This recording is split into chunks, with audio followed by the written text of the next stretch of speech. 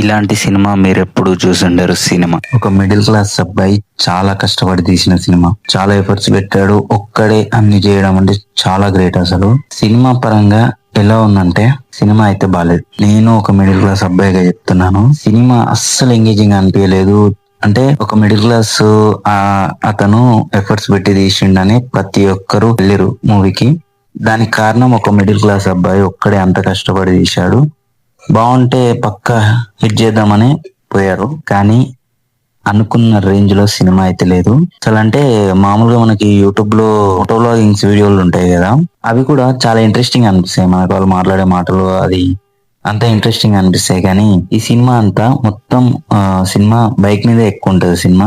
అంటే దీన్ని ఎంగేజింగ్ గా రాస్తే చాలా బాగుంటది, కానీ ఆ రాయడంలో సూపర్ రాజా ఫెయిల్ అయిందని చెప్పొచ్చు. కానీ సినిమాలో మ్యాటర్ కూడా ఉండాలి కదా. ఒకే పాయింట్ మీద సినిమా నడుస్తున్నప్పుడు పాయింట్ లో ఎంగేజింగ్ పాయింట్స్ ఉండాలి, ఎంగేజింగ్ గా తీయాలి. బడ్జెట్ కూడా సినిమాలో చాలా లో బడ్జెట్ పెట్టినట్టే అనిపించింది.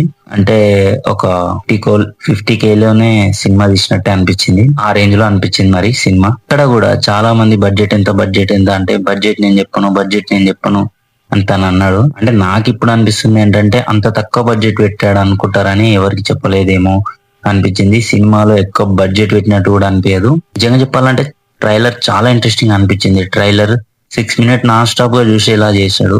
ఆ ట్రైలర్ కి పెట్టిన ఎఫర్ట్ సినిమాకి మాత్రం పెట్టలేదు. ఇంటర్వెల్ కూడా ఉండదు, నాన్ స్టాప్ బోరింగ్ తో కూర్చోవాలి సినిమాలో. వీడియో నచ్చితే సబ్స్క్రైబ్ మాత్రం చేసుకోవడం మర్చిపోకండి.